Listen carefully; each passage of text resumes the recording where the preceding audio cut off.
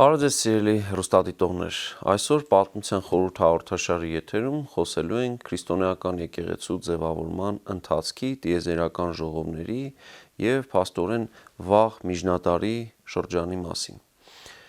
Բոլորիս իհարկե հայտնի է այն կարևոր փաստը, որ Հիսուս Քրիստոս ինքը համարվում է քրիստոնեական եկեղեցու հիմնադիրը, և Քրիստոսի հիմնած եկեղեցին փաստորեն պետք է անցներ պատմական մեծ ընթացք, հասներ մինչև մեր օրերը և այդ ամբողջ ընթացքում ունենար ճյուղավորումներ և տարաբնույթ զարգացումներ։ Այստեղ իհարկե պետք է սկսենք մի շատ կարևոր հանգամանքից, որ նրա առաքյալներն են դառնում նրա վարդապետության քարոզողները, նրա գաղափարների քարոզողները և ամենակարևորը այդ եկեղեցու տարբեր աթոռների հիմնադիրներն են դառնում։ Նրանք տարածվում են այդ ժամանակվա օրինակ հռոմեական կայսրության տարածքով մեկ և որպեսզի հասկանանք սկզբնական շրջանը, մի փոքր անդրադարձ կատարենք տվյալ ժամանակաշրջանի աշխարհաքաղաքական իրողություններին և ինչպես այսօրվա տերմինաբանությամբ կասեինք քաղաքական աշխարհագրությանը։ Բանն այն է, որ այդ ժամանակ Միջերկրական ծովի ամբողջ ավազանում կար ընդամենը մեկ պետություն, այսինքն առաջին դարի առաջին կեսին Միջերկրական ծովի բոլոր ափերը գտնվում էին մեկ պետության կազմում, այդ թվում այն տարածքները, որտեղ Հիսուս Քրիստոս կատարել է իր երկրային գործունեությունը։ Այդ տարածքը զբաղեցված էր հռոմեական կայսրությամբ։ Հռոմեական կայսրությունը հիմնադրվել է Քրիստոսից առաջ 27 թվականին իբրև կայսրություն, դրանից առաջ Հռոմն անցել է թագավորությունից մինչև հանրապետություն, հանրապետությունից եռապետության միջոցով մինչև արդեն միապետության հաստատում և փաստորեն Օգոստոս Օկտավիանոս կայսեր կառավարմամբ սկսվել է հենց կայսրության շրջանը և Քրիստոսի երկրային ծնունդը տեղի ունեցել հենց այս կայսեր գահակալության ժամանակաշրջանում։ Եվ հռոմեական կայսրությանը արևելքից սահմանակից էր հզոր պարթևական թագավորությունը, այսինքն Իրանի տարածքում գոյություն ունեցող հզոր պետություն, որի էլիտան վերնախավը Արշակունիներն էին։ Պարթևները բնակվում էին Իրանի հյուսիս-արևելյան հատվածում, այսինքն ժամանակակից Թուրքմենստանի և Իրանի սահմանային այդ գոտում, ի տարբերություն պարսիկների, ովքեր ապրում էին Իրանի հարավում և այսօր էլ այդտեղ են մեծամասնություն կազմում Պարսից ծոցի ափերին, և այս հզոր պետությունը և հռոմեական կայսրությունը պայքարում էին Առաջավոր Ասիայում, Մերձավոր Արևելքում գերիշխանություն հաստատելու համար։ Նրանց միջև ընկած էր Հայաստանը, և Հայաստանում մեծ հայքի թագավորությունում նրանք ձգտում էին որոշակի ազդեցություն ունենալ և առաջին դարի առաջին կեսն ընդունված է մեր պատմության մեջ համարել իբրև դրածո արքաների շրջան, երբ այս երկու պետությունները իրենց ցանկալի անձանց էին հայոց գահին բազմեցնում և մեր վերնախավը նրանց դուրս էր շպրտում ամեն անգամ և փորձում էր վերականգնել լիակատար անկախություն և ինքնիշխանություն։ Այս ժամանակաշրջանում քրիստոնեությունը սկսում է տարածվել մեր տարածաշրջանում և առաջին փաստորեն քարոզիչները և ամենակարևորը նվիրապետական կառույցի հիմնադիրներն են դառնում Թադեոս և նրան այնուհետև շարունակող Թադեոս առաքյալից բացի Բարդուղիմեոս առաքյալը։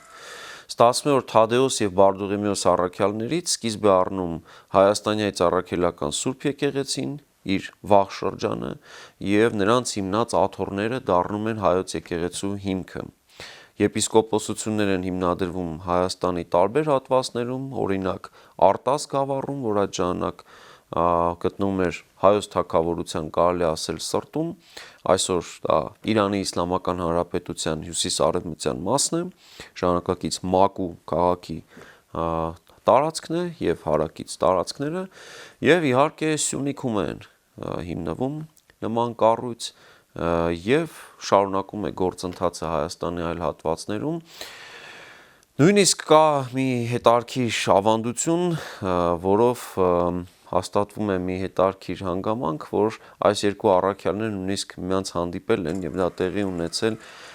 մեկ այլ սրբազան վայրի մոտ, Խոր Վիրապի մոտ, այն վայրում, որտեղ հետո պետք է հայոց առաջին հայրապետը Գրիգոր Լուսավորիչը փաստորեն լինի զնդանում իբրև Արտաշատի թագավորական այդ բանտախուց այստեղ լինի, դրանից ոչ հեռու Օթյաց խաչ կոչվող վայրի տեղում էլ եղել է նրանց հանդիպումը եւ այդտեղ այսօր կանգնեցված է համապատասխան փոքրիկ հուշարձան, խաչարձան, որով հաստատվում է այդտեղ գտնվելու վայրը, որպեսզի ուխտավորներն իմանան, որ փաստորեն Գրիգոր Լուսավորչի հետ առնչվող վայրը նաև դրանից ավելի վաղ ունեցել է կարևոր խորհուրդ քրիստոնեական ընկալման մեջ, Թադեոս եւ Բարդուղիմեոս առաքյալների հանդիպան վայրն է։ Եվ վերադառնալով մեր խնդրին, քրիստոնեական փաստորեն եկեղեցին ձևավորվում էր իր վաղ շրջանում տարբեր ուղղություններով, արևելքում մինչև Հնդկաստան, արևմուտքում մինչև հեռավոր Իսպանիայի տարածք եւ ավելի հյուսիս հռոմեական կայսրության ամբողջ տարածքներով մինչև Բրիտանիա է հասնում։ Հետաքրքիր է, որ տարբեր այս ժողովուրդների մեջ ավելի ուշ միջնադարում ձևավորվել է մի հետաքրքիր մոտեցում, որ ավանդազրույցներում կապվել է շատ հաճախ հայ միսիոներների հետ քրիստոնեության տարածումը, օրինակ ժամանակակից Գերմանիայի, նույնիսկ Բրիտանիայի տարածքում առանձին հայ քարոզիչներ են հիշատակվում եւ սա առաջին հայացքից հայերի համար տարօրինակ է այսօր թվում, բայց դա բնորոշ է առհասարակ քրիստոնեական այն ընկալմանը, որ պետք է հոգևոր քարոզը հասնել աշխարհի տարբեր ծակեր։ Ուղղակի պատմական հանգամանքների բերումով հայերը արդեն ուշ միջնադարում հատկապես խնդիր ունեին սեփական ինքնությունը պահպանելու առանց պետականության ժամանակաշրջանում, դրա համար մեր այդ քարոզություն կատարելու առաքելությունը սահմանափակվել է նեղ հայկական միջավայրով, այսինքն բուն Հայաստան եւ աշխարհասփյուռ համայնքներ։ Եվ հետաքրքիր է, որ այս կառույցի ընդարձակումը մենք տեսնում ենք նույնիսկ քրիստոնեության պետական կրոն ընդունումից հետո հայկական միջավայրում մի շատ հետաքրքիր երևույթ կա։ Նախ մենք ֆիքսենք մի շատ կարևոր հանգամանք։ Հայաստանում քրիստոնեության պետական կրոն հռչակումը, երբ կատարվում է 301 թվականին, դրանից հետո գործողությունների տրամաբանության մեջ հայոց թագավորի առաքելությունն է շատ հետաքրքիր։ Նախ որոշումը կայացվել է Տրթատ 3-րդ մեծ արքայի կողմից։ Եվ այն տարբեր թեզերը, թե Գրիգոր Լուսավորիչը պարտադրել է եւ այլն, դա չի համապատասխանում սկզբնու աղբյուրների տված տեղեկություններին, որովհետեւ արքայի կողմից են կատարվել բոլոր գործողությունները։ Սկսած նրանից, որ պետական կրոն հռչակելու գործը դա թագավորի բացառիկ իրավունքն էր միայն նա կարող էր դա անել։ Հետագայում տեսնում ենք, որ ձևավորվում է ներսում արդեն նվիրապետության հաջորդ հետաքրքիր այսպես ցիկլը, բանն այն է, որ արդեն 36 եպիսկոպոսություններ են ձևավորվում, մենք նվիրապետական կառույցի ձևավորման մասին առանձին հաղորդում կունենանք, բայց այստեղ մի կարևոր հանգամանք նշենք, որ ի սկզբանե հայ եկեղեցին տարբեր է դարձնում մյուս բոլոր հետագայում ձևավորվող եկեղեցիների համեմատ։ Այս 36 եպիսկոպոսությունների մեջ, ինչպես խոսում են վաղ միջնադարի հայ պատմիչները,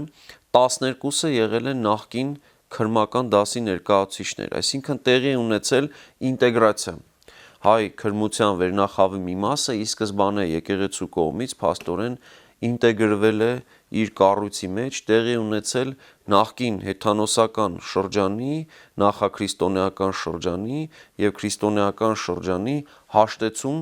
եւ այդ ինտեգրացիայի ճանապարհի մեջ մենք տեսնում ենք նաեւ այլ դրսևորումներ, տարբեր ազգային սովորույթների քրիստոնեական իմաստավորում եւ պահպանում հայկական միջավայրի մեջ։ Եղել է իհարկե նաեւ ընդդիմություն այս գործընթացին եւ օրինակ Գիսանեի քրմությունը դիմադրել է այս գործընթացին, բայց Գիսանե աստվածուհու պաշտամունքը չէր համարվում գլխավոր աստվածությունների մեջ հայկական միջավայրում։ Այսինքն ի տարբերություն եվրոպական հատկապես միջավայրում նախաքրիստոնեական անցյալի մերժման, մեզ մոտ տեղի ունեցել հիմնականում ինտեգրում եւ այս ամենը դրսեւորվել է օրինակ տոների զուգադիր այդ շարքի մեջ, որ մենք միշտ տեսնում ենք, որ քրիստոնեական մեր տոների, առանցքային տոների մեջ կան ազգային տարբեր շերտեր, որոնք բնականաբար նաև մեր նախաքրիստոնեական պատմական ընթացքն են ինտեգրել իր մեջ, այսինքն անցյալի լիակատար մերժման փոխարեն մեզ մոտ տեղի ունեցել հետարքիր հաշտեցում դեպի ապագա, որ սա միտված լինի, եւ դա արտահայտվում է նաեւ Սուրբ Մովսես խորենացու պատմություն հայոց աշխատության մեջ, երբ հեղինակը լինելով եպիսկոպոս շարադրում է նախաքրիստոնեական շրջանի հավատալիքների մասին, նաև խոսում է ոչ միայն առասպելների, այլ նաև տարբեր վիպերգերի մասին։ Եվ այս առումով իհարկե մենք ունենք բացառիկ երևույթ, որ Մեսրոպ Մաշտոցի փաստորեն աշակերտը նման գործ է կատարել։ Երբ մենք վերադառնում ենք այդ քրիստոնեական եկեղեցու ձևավորման ընթացքին, տեսնում ենք, որ վաղ փուլում շատ կարևոր դեր է խաղում, օրինակ, տիեզերական ժողովների համակարգը։ Այսինքն մի կողմից մենք տեսնում ենք Հայաստանում ձևավորվող գործընթաց, մենք տեսնում ենք, որ Տեր արքան ինքը ընդ որում դնում է հայոց եկեղեցու նաև ճարտարապետական կառույցի հիմքերը, չէ՞ որ հենց նա է վկայանները կառուցելիս անձամբ քարեր դնում փաստորեն հռիփսիմյան կույսերի նահատակության տեղերում կառուցվող վկայանների համար, եւ որ ամենակարևորն է Սուրբ Էջմիածնի մայր տաճարի կառուցման ժամանակ նա Արարատից բերում է համապատասխան որմեր, քարեր դնում է հիմքում, այսինքն արքան, պետականությունը, պետությունը ինքն է դնում քրիստոնեական հայկական եկեղեցու հիմքերը, եւ այս առումով մեր եկեղեցին դարերի մեջ այս խորհուրդը պահել, արժևորել է, տոնացույցում միշտ շեշտել է, ցույց տալու համար, որ մեր եկեղեցու պատմության մեջ պետությունը անբաժան մասնիկն է այդ կարևոր համակարգի, եւ որ հենց պետությունն է հիմքը դրել այս ամենի, եւ երբ մենք նայում ենք այս ամենին, ասենք 16-րդ դարի հայի աչքերով, երբ որ Հայաստանը օրինակ Օսմանյան կայսրության կողմից էր օկուպացվել, պատկերացրեք հայ շինականը, որ երբեք հայ իշխանավոր չի տեսել, իմանում է, որ իր եկեղեցին, իր միակ ազգային հաստատությունը այդ ժամանակ հիմնադրվել է իր թագավորի կողմից։ Դա ինչ խորհուրդ է պարունակում, որ ուրեմն թագավոր պետք է ունենալ, նորից մի օր Հայաստանը պետք է ունենա պետականություն, այս կարևոր խորհուրդը հենց պահպանում էր եկեղեցին։ Եվ երբ մենք նայում ենք վերադառնալով 4-րդ դար, նույն Տրթատ արքայի գործունեության մեջ, օրինակ քրիստոնեության տարածման փորձերն են Գրիգոր Լուսավորչի հետ միասին Հայաստանից տարբեր ուղղություններով,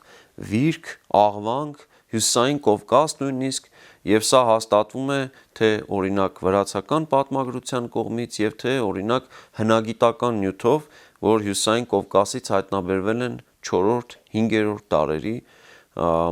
տարբեր քրիստոնեական հուշարձանների հետքեր, դեպի ատրպատական քարոզչություն, այսինքն քրիստոնեությունը տարածվում է նաև Հայաստանի ջանքերով, սա այնպիսի միջավայր էր ուզում ստեղծել, որ մեր հարևանները մեզ համար կանխատեսել լինեն, չէ՞ որ միայն մենք էինք այդ միջավայրում փաստորեն քրիստոնեություն պետական կրոն հռչակած պետություն։ Այնուհետև տեսնում ենք մեկ այլ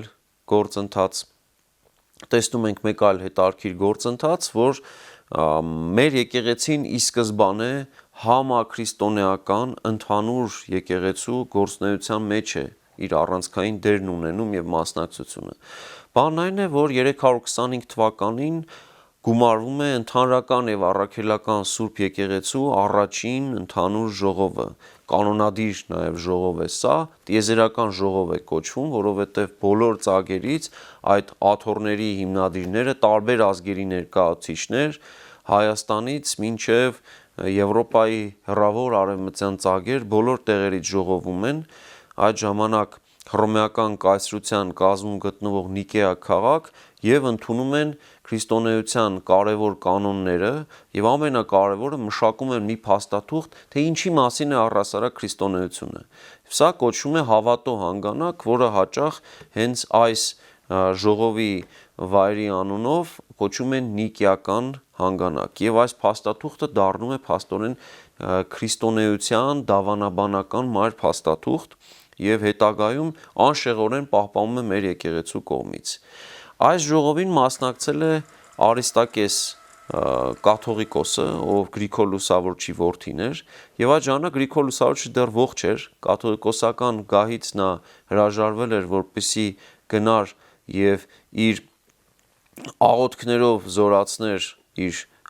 թե հավատը եւ թե հայոց երկրի համար աղոթ էր եւ այս ընթացքին նրան հանդիպում է Արիստակեսը վերադառնալիս Հայաստան եւ Մանիա այրք կոչվող վայրում Սեպուհ լեռան վրա Բարձր Հայք նահանգում նրանք հանդիպում են Մանիա այրք նշանակում է Սուրբ Մանե կույսին նվիրված փաստորեն քարայր եւ այս կույսը կապում է նույնպես Հռիփսիմյան կույսերի հետ եւ այստեղ հանդիպում է լինում եւ նիկեական կանոններին Գրիգոր Լուսավորիչն ավելացնում է իր կանոնները եւ այսպիսով ի սկզբանե մենք տեսնում ենք շատ հետաքրքիր մի միտում, որի մասին մենք մեր հաջորդ հաղորդումների ընթացքում արդեն կխոսենք, ի սկզբանե փաստորեն հայ եկեղեցին մի կողմից հավատարիմ է ընդհանրական եւ առաքելական Սուրբ եկեղեցու սկզբունքներին,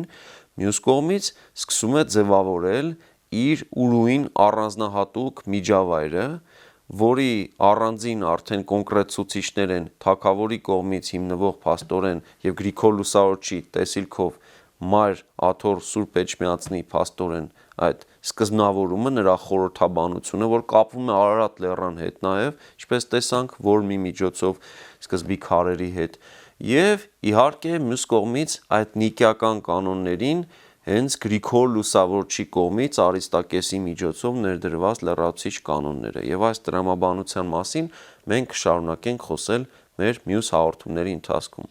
Իսկ այսօր մեր հաղորդումը մոտեցավ իր ավարտին, կհանդիպենք հաջորդ շաբաթ Պատմության խորհուրդ հաղորդաշարի եթերում։